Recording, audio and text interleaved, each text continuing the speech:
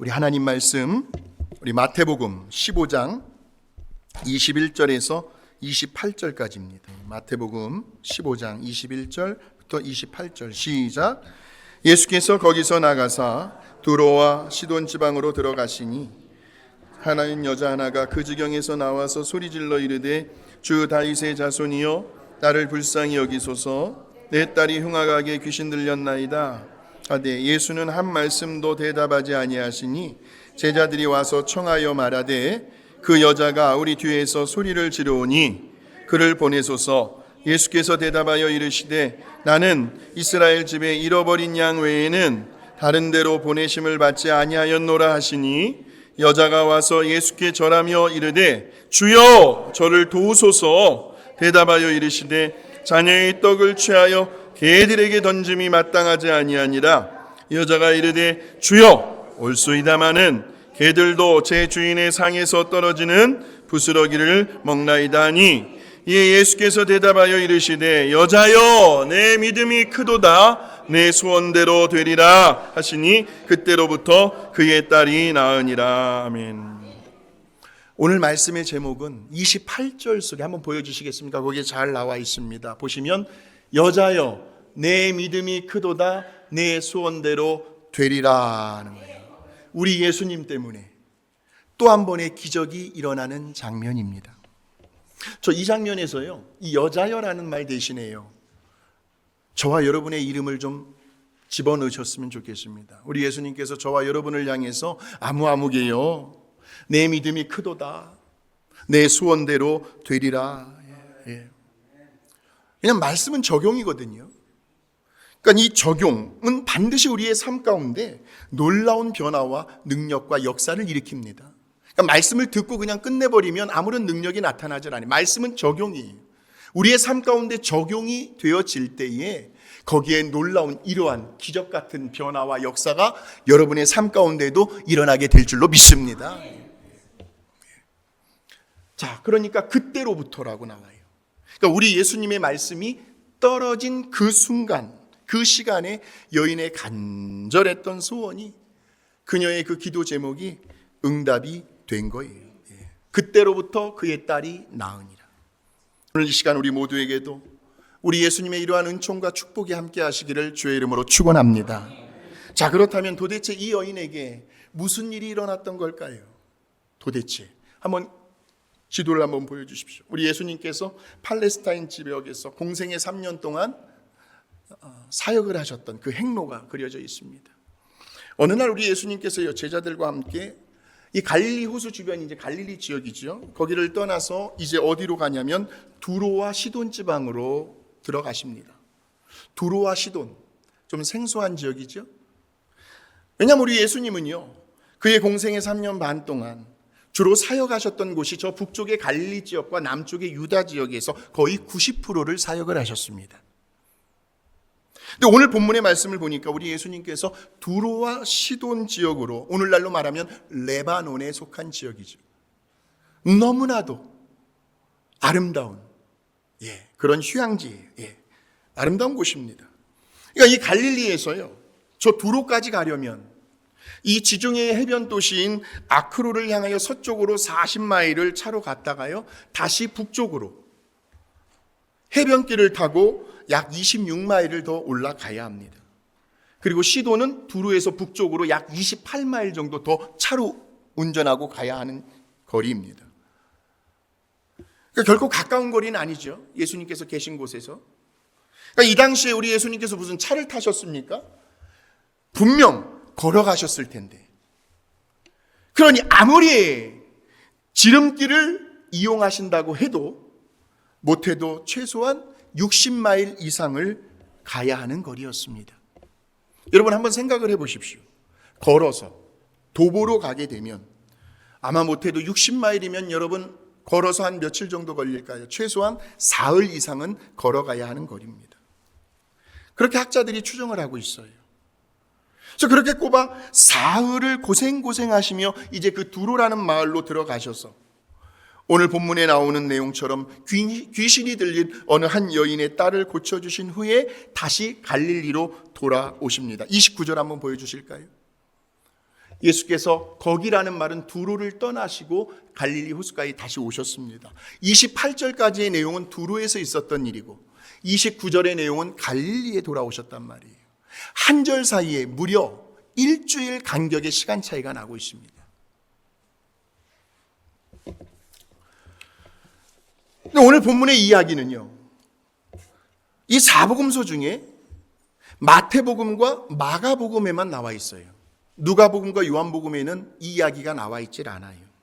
근데 이 두 군데 모두가 다 우리 예수님께서 저 두로와 시돈 지방을 다녀오시면서 그 중간에 그 어떤 다른 사람들의 병을 고쳐주시거나 무리들에게 하나님의 말씀을 가르치셨다라는 말이 없습니다. 일절 다른 사역을 하지 않으셨어요.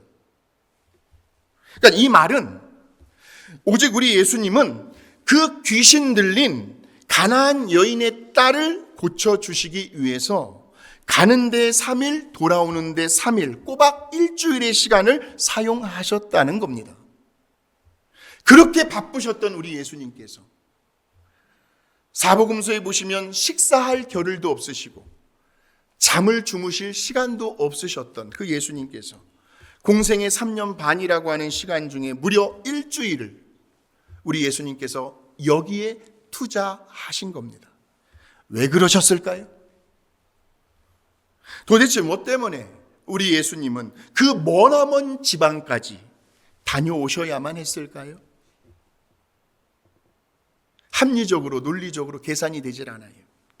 그래도 유대인들이 아닌 그 이름도 없는 그 변방의 한 이방 여인 한 사람을 위해서요. 여기 마태복음에서는 이 여인을 가나안 여자라고 부르고 있고 마가복음에서는 여러분이 한번 들어보셨을 겁니다. 수로보닉의 여자라고 나와 있습니다. 수로보닉의 여자.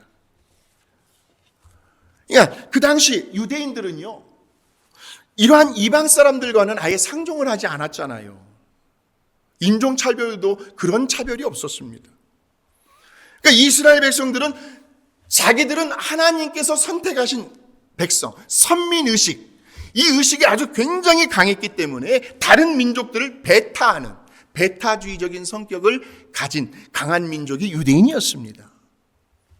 물론 우리 예수님도 유대인이셨고요. 그래서 24절에서 예수님께서 이런 말씀을 하십니다. 보세요. 나는 이스라엘 집에 잃어버린 양 외에는 다른 데로 보내심을 받지 아니하였다. 이스라엘 집에 잃어버린 양이 유대인을 말합니다. 그래서 사도행전 1장 8절에 보시면 우리 예수님께서 유대인들에게 복음 전파의 우선권을 주시겠다고 말씀을 하시죠. 그 복음 전파의 순서가 나와 있는데 한번 보여주시겠습니까? 너희에게 성령이 임하시면 권능을 받고, 자 보세요. 예루살렘, 유대인들이 집중적으로 살아가는 그 예루살렘과 온 유대와 사마리아와 땅끝까지 이르러 내 증인이 되리라. 먼저는 예루살렘과 온 유대, 다시 말하면 유대인들이 살고 있는 그 지역부터 복음의 지경을 넓혀 가시겠다는 겁니다. 자, 그렇다고 한다면 왜 우리 예수님은 굳이 이러한 이방 여인의 딸을 고쳐주시기 위해서 이렇게도 많은 시간을 할애하셨을까요? 대체 이 사건을 통해서 오늘 저와 여러분에게 어떤 메시지를 주기를 원하셨을까요? 자, 먼저 우리 예수님께서요, 제자들과 함께 이 두로라는 지역으로 여행을 가신 일은 결코 우연한 일이 아니었다라는 거죠. 그러니까 우리 기독교에서는요, 우리 믿음의 사람들은요, 이 우연이라는 말을 사용하시면 안 돼요. 그 대신에 우리는 하나님의 섭리라는 말을 사용합니다. 하나님의 섭리. 다시 말하면 우리 주변에서 일어나는, 지난 한 주간도 여러분 주변에서 많은 일들이 일어났으셨을 겁니다. 뭐 좋은 일, 그렇지 않은 일. 왜? 상황은, 환경은 언제나 변하니까요. 여러 다양한 무수한 일들, 그러한 사건들, 그러한 사연들이 다 우리 하나님의 뜻하신 바, 그러니까 하나님의 계획하신 대로 이루어져 가고 있다라는 것이 우리들의 신앙 고백입니다. 하나님의 절대 주권을 강조하죠. 그래서 우리 하나님은 그 모든 것을 합력하여 선을 이루시는 분이시죠. 그래서 요한복음 6장 38절에서 40절에 보게 되면 우리 예수님께서 이런 말씀을 하십니다. 내가 하늘에서 내려온 것은 내 뜻을 행하려 함이 아니요 나를 보내신 이의 뜻. 그 나를 보내신 이의 뜻은 내게 주신 자 중에 한 사람도 잃어버리지 아니하고 넘겨주세요. 내 아버지의 뜻은 아들을 보고 믿는 자마다 영생을 얻는 이것이니라 라고 말씀합니다. 이 구절에서의 포인트는 바로 아버지의 뜻입니다. 아버지의 뜻. 그러니까 우리 예수님은 오로지 아버지의 뜻대로 움직이셨다는 거죠. 저와 여러분의 오늘날 우리들의 신앙생활 속에서 우리가 한 걸음 매일 날마다 우리가 믿음 생활하는 그 걸음 속에서는 우리는 언제나 누구에게? 아버지의 뜻에 초점을 두셔야 합니다. 예, 아버지의 뜻을 우리가 추구해야 합니다. 예, 아버지의 뜻대로. 예. 물론 지금의 이 레바논이라고 하는 지역이라고 한다면요, 분명 너무나도 경치가 아름다운 마을이었을 겁니다. 이 두로라는 곳이요, 시돈이라는 곳이 그 지중해 근처에 있잖아요. 얼마나 아름답겠습니까? 근데 우리 예수님은 무슨 거기에서요, 좀 쉼을 얻기 위해서 휴가를 가신 것이 아니었어요. 놀러 가신 것이 아니었습니다. 우리 예수님의 그 공생의 사역의 경로를 보게 되면 우리 예수님은 저 팔레스타인 땅 이스라엘 지경의 국경 밖으로 나가보신 적이 거의 없습니다. 다 그 안에서 활동을 하셨지요. 또 그렇다고 해서 저 두로와 시돈 지방을 왔다 갔다 하시면서 중간에 무슨 어떤 특별한 사역을 하신 것도 아니었습니다. 오늘날 우리 생각 같으면 시간의 효율성을 따지겠죠. 시간의 효과를 따집니다. 이왕 저 멀리 간 김에 차라리 그 중간에 다른 일들까지도 보고 와야겠다라고 하는 생각을 누구나 가질 수 있습니다. 그러나 우리 예수님은 그것도 아니셨어요. 그렇다면 도대체 어떤 목적이 있으셨을까요? 아버지께서 우리 예수님을 그 두로와 시돈 쪽으로 보내신 데는 분명한 아버지의 뜻이 있으셨을 텐데, 어떤 다른 이유가, 어떤 다른 목적이 있으셨을 텐데, 우리 다시 한번 21절과 22절 같이 한번 읽어봅니다. 시작. 예수께서 거기서 나가사 두로와 시돈 지방으로 들어가시니 가나안 여자 하나가 그 지경에서 나와서 소리질러 이르되 주 다윗의 자손이여 나를 불쌍히 여기소서 내 딸이 흉악하게 귀신 들렸나이다. 여러분들의 자녀들을 한번 생각해 보십시오. 지금 이 여인에게는 흉악하게 귀신 들린 딸이 있었습니다. 다른 사람도 아니고 내 뱃속에서 나온 내 딸아이가 정신적으로 완전히 획가닥 가버린 거예요. 잘 생활하다가도 어느 날 팩 넘어져가지고 막 입에 거품을 물고 간질처럼 막 부르부르 떨어요. 그 모습을 지켜본 어머니의 심정은 어떡하겠습니까, 여러분? 가슴이 미어지고 찢어질 거예요. 아마도 그 딸의 그 정신질환을 어떻게 해서라도 고쳐보려고요, 아주 백방으로 온갖 노력을 다 해오지 않았겠습니까? 그러는 와중에 이제는 재산은 물론이고, 여러분, 건강하신 것이요, 병원에 안 가시는 것이 돈 버는 겁니다. 예. 그 딸을 고쳐보려고 백방이에요. 얼마나 재산을 다 낭비했을 거예요. 몸도 마음도 서서히 지쳐가고 있었을 겁니다. 낙심이라고 하는 먹구름이 막 점점 막 몰려오면서요, 절망의 시커먼 그림자가요 그녀의 인생을 송두리째 더 뒤덮고 있었을 겁니다. 안 되는 걸 어떻게 해요?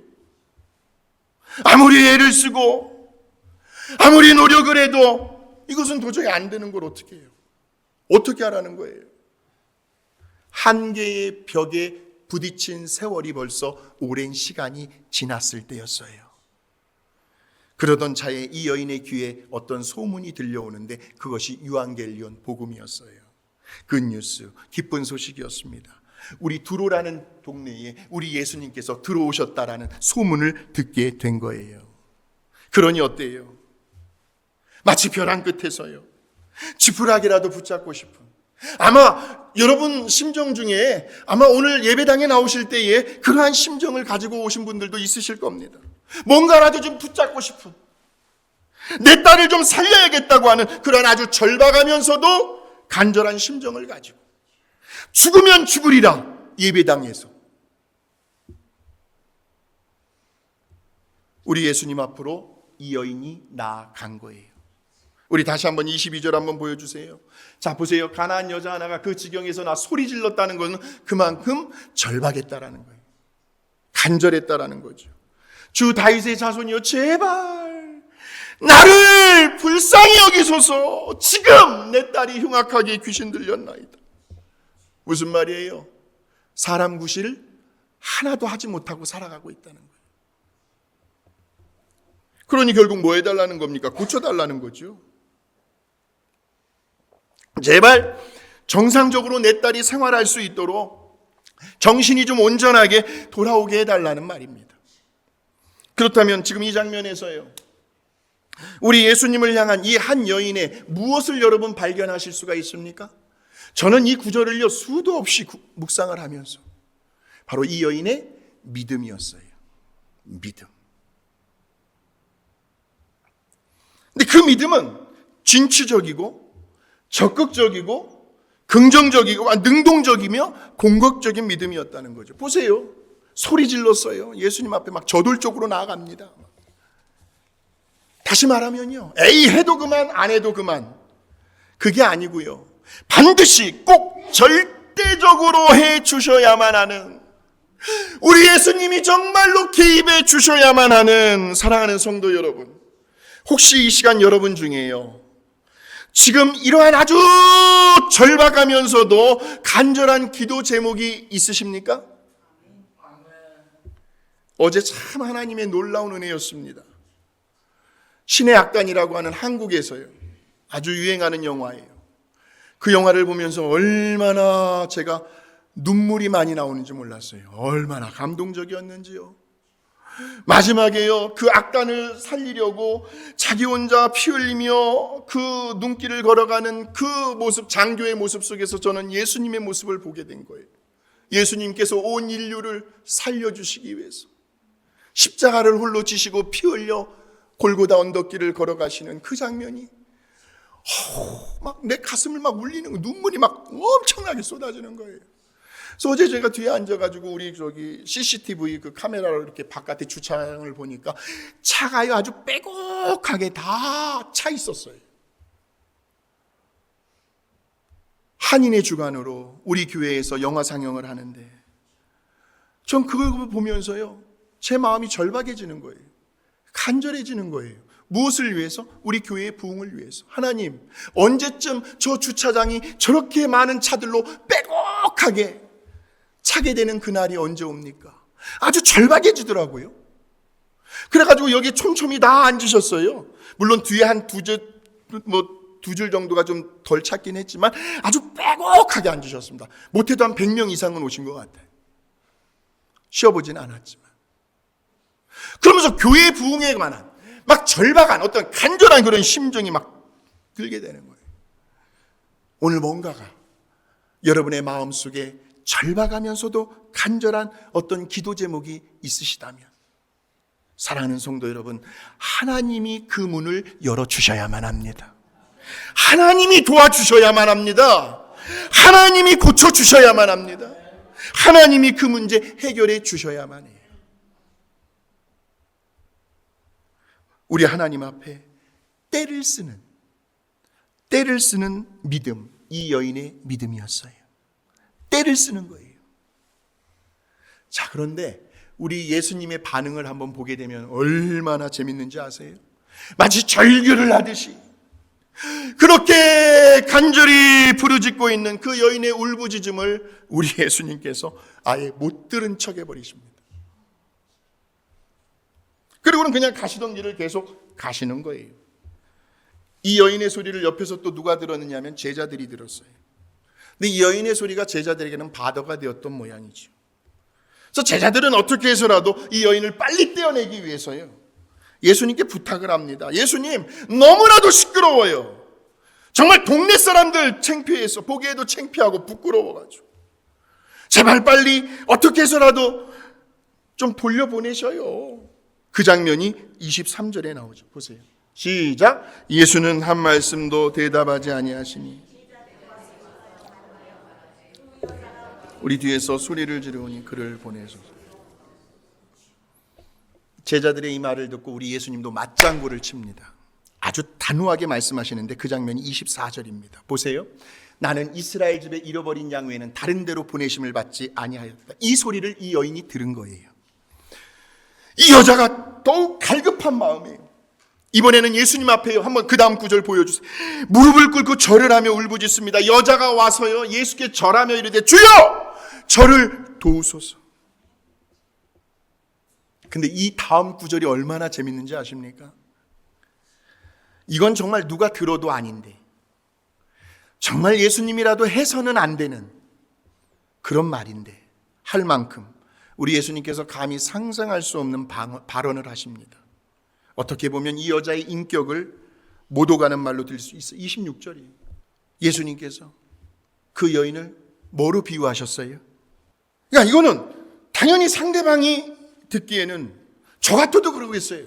얼마든지 기분이 상할 수도 있고 또 자존심에 스크래치가 가는 발언일 수도 있습니다. 제가 한번 이렇게 생각을 해봤어요.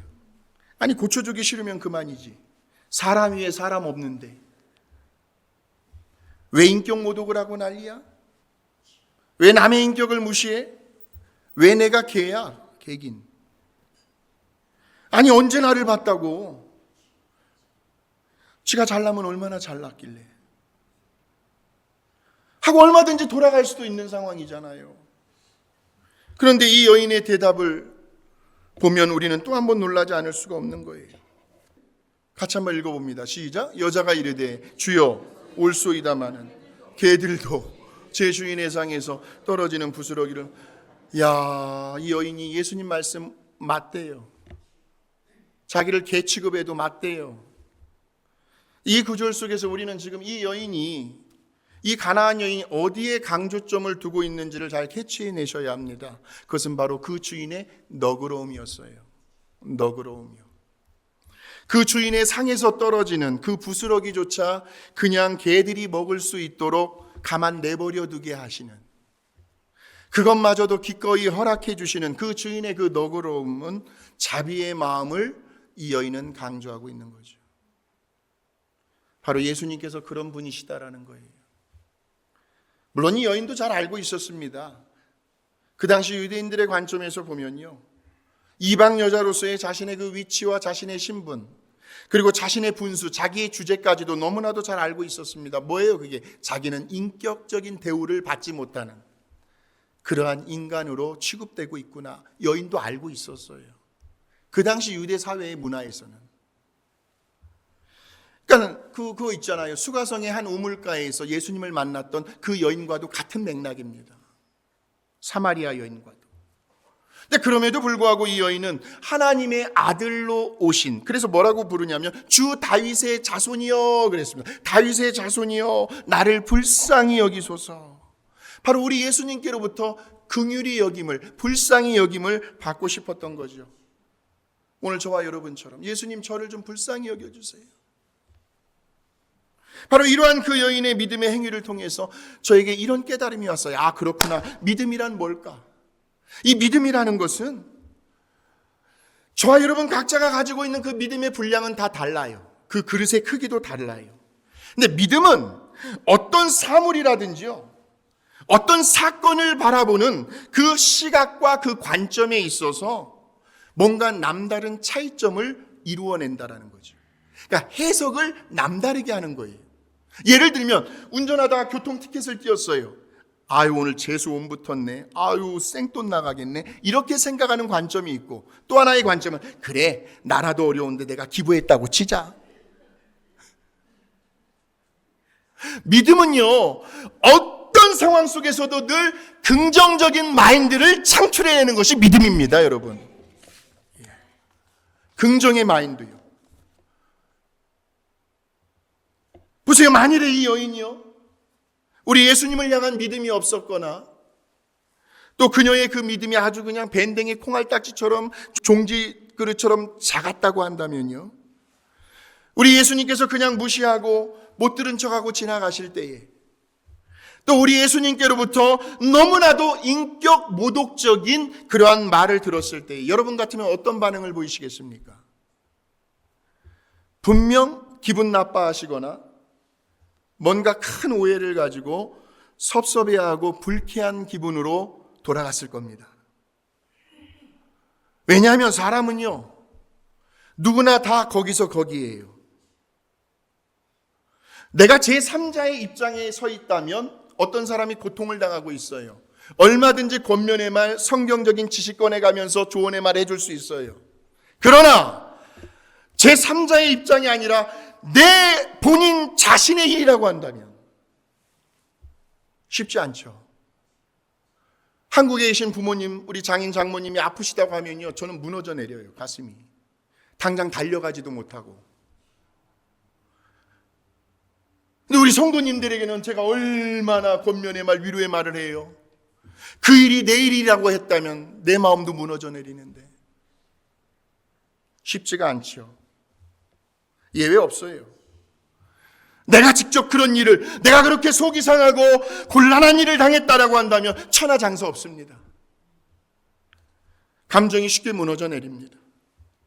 아니, 내가 가진 것이 없이 산다고 이렇게 날 무시해도 돼? 내가 좀 아쉬운 소리를 했다 취소하더라도, 내가 좀 배우지 못했다고 해서 저렇게 날 얕잡아 봐도 되는 거야? 여기까지 생각이 미치게 되면요, 누구라도 쉽게 자격지심에 빠질 수가 있습니다. 그런데 우리는 지금 계속해서, 저도 그렇고 여러분도 그렇고 믿음의 그릇을 계속 키워가는 상황, 그런 상황 가운데 있는 거죠. 믿음의 그릇이 큰 사람은요, 내가 지금 처한 현실이 정말 말 그대로 좀 세상적으로 힘이 든 건 맞아요. 부인할 수 없어요. 인정해요. 너무나 힘이 들어요. 어려운 형편 처지 가운데 있어요. 그러나 설령 그렇다 할지라도 절대로 주눅들지 않죠. 남들에게 아이고 하면서 죽는 소리 앓는 소리 하소연하지 않아요. 사람 의지하지 않습니다. 제가 언제 우리 성도님들에게 아쉬운 소리 한 적 있습니까? 없습니다. 왜냐하면요, 저와 여러분에게는요, 이 온 우주 만물을 창조하시고요, 지금도 인간의 생사화복, 인간의 역사를 주관하시고 다스리시는 하늘과 땅의 권세를 지니신 그 창조주 하나님께서 오늘 저와 여러분의 아버지가 되시기 때문이에요. 우리는 그분의 자녀이고요. 내가 왜 비굴해져야 합니까? 부러워할 것도 없지요. 왜 나 때문에 우리 하나님의 명예, 우리 하나님의 그 거룩하신 이름, 왜 더럽혀야 합니까? 왜 우리 하나님의 그 권위를 왜 땅에 추락하게 만듭니까? 나 때문에. 내가 뭔데? 내가 이러면 안 되지. 그 자존감이 얼마나 대단한지 몰라요. 우리에게는 이런 자존감이 있어야 할 줄로 믿습니다. 그러면서 우리 하나님의 그 선하심이요, 우리 하나님의 그 신실하심에 대한 믿음이 크기 때문에, 비록 아버지의 응답이 좀 더디고 지체된다 할지라도 절대로 초조해하거나 불안해하거나 쉽게 낙심하지 않는다는 거죠. 하나님은 그 모습을 보기를 원하십니다. 무슨 어떤 열등감이라든지 자격지심이라든지 비교의식에도 사로잡히지 않아요. 나는 하나님께서 나를 지으실 때 나만의 유니크한, 독특한 내 지문 70억 이상이 되는 사람들 중에 여러분의 지문과 같은 사람 한 사람도 없어요. 아주 독특한 성품, 기질, 성향, 달란트, 그 은사를 가지고 그 누구의 하나님도 아닌 나의 하나님, 나의 아버지만을 영화롭게 해드리겠다고 하는 내 자신만의 그 프라우드, 그 긍지와 자부심이 대단하다는 거죠. 그래서 어떠한 경우, 어떠한 상황에서도 그는 절대로 절망하는 법이 없습니다. 사랑하는 성도 여러분, 절망하지 마시기 바랍니다. 끝까지 참고요, 하나님 기뻐하시는 그 자리를 지켜나가십시오. 우리가 할 수 있는 일은 그거밖에 없습니다. 버티면서, 인내하면서. 아버지니까요. 아버지에게, 아버지 저 필요해요 지금. 아버지 다 알고 계시죠? 아버지 앞에 뭐가 부끄럽습니까? 우리의 필요한 것에 대해 더욱더 절박해지고 간절해지는 모습을 누구한테? 예수님 앞에서, 아버지 앞에서 보여주면 되는 거죠. 저 개들에 비유하셔도 좋으니 제발 제 딸을 고쳐달라는 거예요. 그러자 예수님께서요, 야, 이 여인의 그 말을 들으시고요, 즉시로 그 자리에서 태도를 바꿔버리셔요. 그리고 그 옆에 있던 제자들이 듣기에도 무안할 정도로 오히려 그 여인을 칭찬을 해주시는데, 한번 그 장면 보여. 28절입니다. 저와 여러분이라고 생각하고 시작. 이에 예수께서 여자여,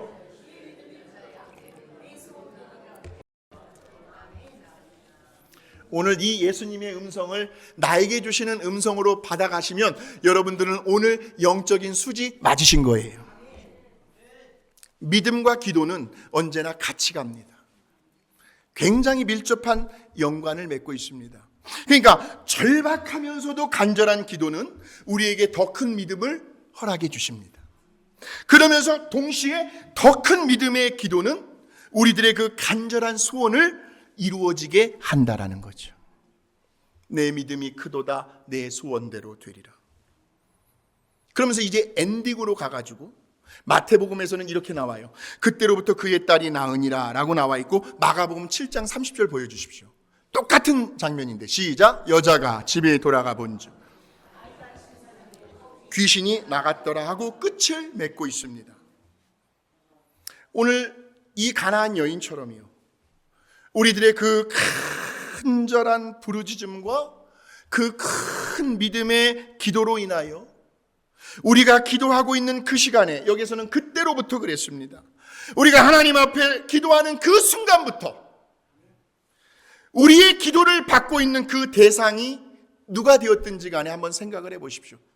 우리의 부모를 위해서, 우리의 자녀들을 위해서, 그 누군가를 위해서 우리가 기도할 때에 기도는 시간과 공간을 초월하죠. 그렇게 역사하시는 우리 예수님의 그 능력과 기사와 이적이 우리의 기도를 받고 있는 그 대상자의 삶의 현장에서도 그대로 나타나게 되시기를 주의 이름으로 축복합니다.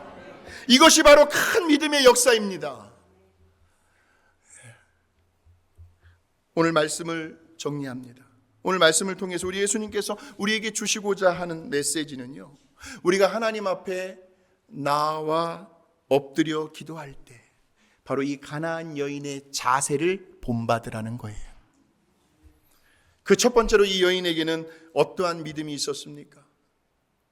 진취적이고, 우리 예수님께서 그 여인의 어떤 면을 보셨을까요?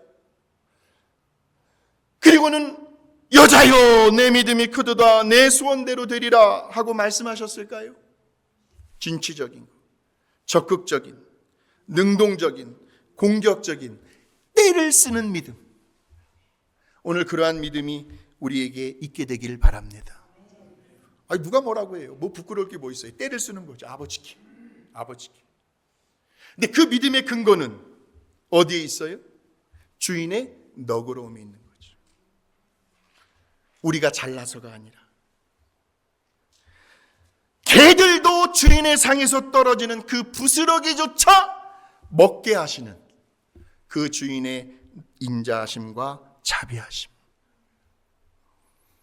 다시 말하면 우리 하나님 아버지의 그 선하심과 인자하심에 달려 있다는 겁니다. 결코 우리를 한 번도 실망시키신 적이 없으셔요. 우리를 후회하도록 그런 자리로 이끌어 주시지 않는 그 하나님의 신실하심에 대한 절대적인 신뢰를 이 여인의 모습을 통해서 오늘 우리들에게 보여주고 있죠. 우리 예수님께서요, 이 한 여인을 위해서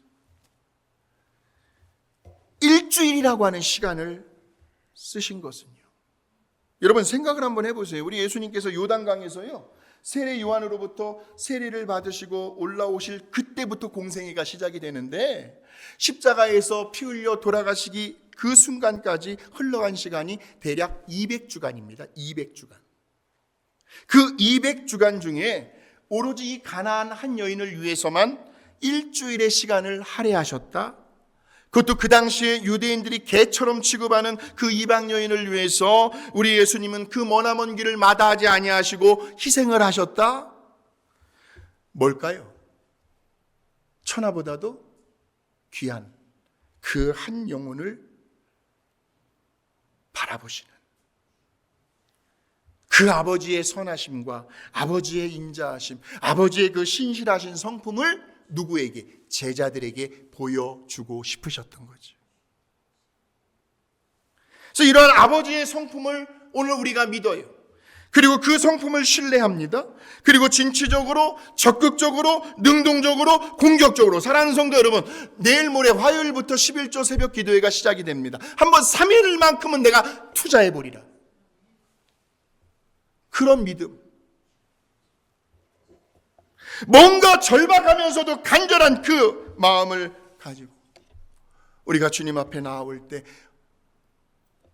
오늘날에도 얼마든지 귀신들이 쫓겨나가고요. 왜 이리도 많아요? 정말 많아요. 우울증 시달리는 분들, 불면증, 약을 드시지 않고는 잠을 제대로 못 주시는 분들이 왜 이렇게 많아요? 약으로 우리가 다스리는 것이 아니라 음식으로 우리의 몸을 다스릴 수 있도록 그런 지혜가 우리들에게 필요하겠죠. 갱년기요. 나이에 상관없이 찾아오는 분노 조절 장애요, 공황 장애, 이러한 것들이 오늘날에도 극복이 되어야 할 줄로 믿습니다. 여러분, 우리의 육신의 연약함이요, 그 질병까지도 자연 치유가 되는 자연 치유입니다. 하나님께서 우리의 몸을 그렇게 신비하게 만드셨거든요. 날마다 자연 치유되도록. 그러니까 우리 몸에서는 하루에도 10,000개 이상의 암세포들이 생겨난대요. 근데 우리가 암에 걸리지 않고 건강하게 살아갈 수 있는 비결은 동시에 그 암을 이겨낼 수 있는 면역 세포들이 그 이상으로 더 생겨난다는 거예요. 우리 몸에서. 그래서 우리가 건강하게 살아갈 수 있다는 거예요. 이겁니다. 잘 드시고, 그 다음 뭐예요? 잘 쉬시고, 그 다음 뭐예요? 잘 운동도 하시고, 잘 주무시면 돼요. 잠이 안 오면 하나님 이러한 기적들이요, 오늘 이 시간에도 얼마든지 일어날 수 있다고 하는, 하나님이 저와 여러분에게 보기를 원하시는 것은 믿음이에요. 믿음, 우리의 믿음을 보여드리십시오. 시편에 보니까 하나님께서 사랑하시는 자에게 잠을 주신다라고 했습니다. 그 말씀 붙들고 우리가 기도하는 거예요. 오늘 이 여인에게서 일어났던 그 기적이 오늘 우리의 기적이 되실 수가 있습니다. 이것이 믿음입니다. 여자여, 내 믿음이 크도다, 내 소원대로 되리라. 우리 예수님의 음성이 오늘 이 시간 우리 모두에게도 들려지셔서, 여행 떠나신 분들, 오늘 이 자리에 있지 않으신 분들은 제가 카톡으로 보내드려요. 여러분들도 또 보내주시고요.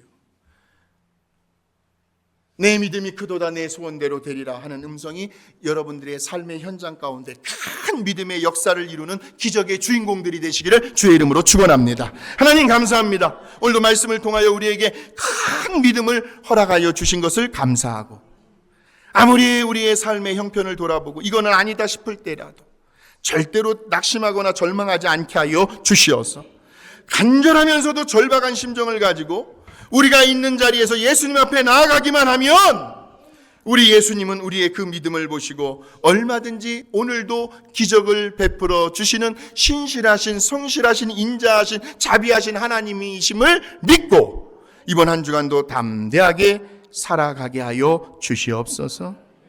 큰 믿음의 역사를 이루어가는 기적의 주인공들이 되게 하여 주시옵소서. 하나님 앞에 더욱 겸손한 우리들이 되게 하여 주시옵소서. 예수님의 이름으로 기도하옵나이다. 아멘.